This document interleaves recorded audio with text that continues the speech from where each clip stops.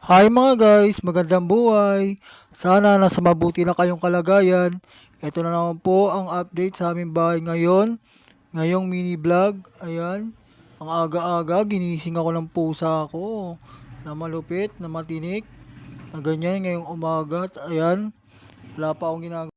Akala ko kung sino nang kumikiliti sa akin, yung pusa ko lang pala.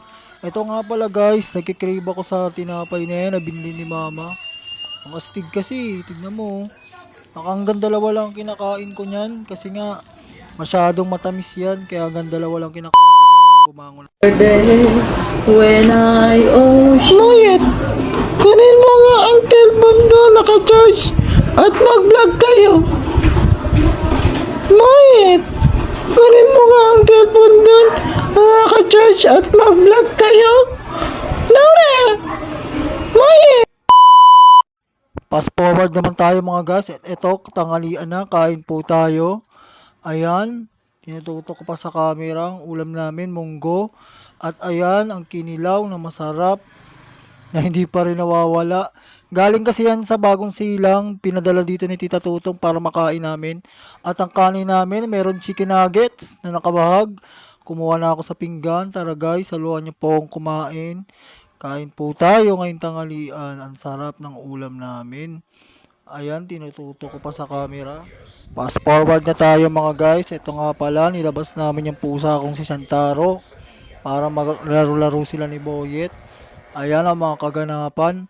Alam nyo mga guys, mga bata pa lang yan si Santaro eh. Mga 8 months old pa lang yan.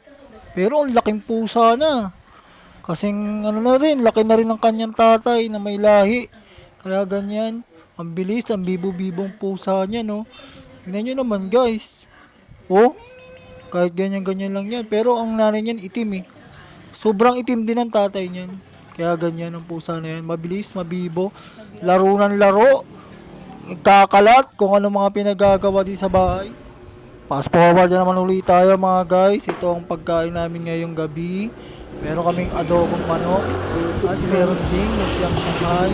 At may dapat sinabawang gawin pang picturean. sinabawan. At ayan ang kanin namin. Ayun si Boyet.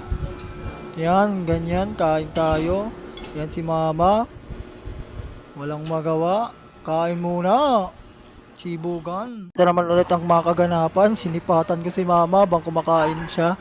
Hindi niya alam, nakakamera siya. Ayan. Sinisipat-sipat ko si Mama. Ayan, ganyan. Pero ayan nyo lang yan guys. Mabait naman niya si Mama. Ayan o. Sinisipat-sipat ko siya ng camera. Tignan nyo naman. Ang lupit. Kumain. Tapos na ako kumain dyan eh. Siya na lang kinukuhanan ko. At hanggang dito na lang mga guys. Maraming salamat. Thank you for watching. Goodbye. Pabahay.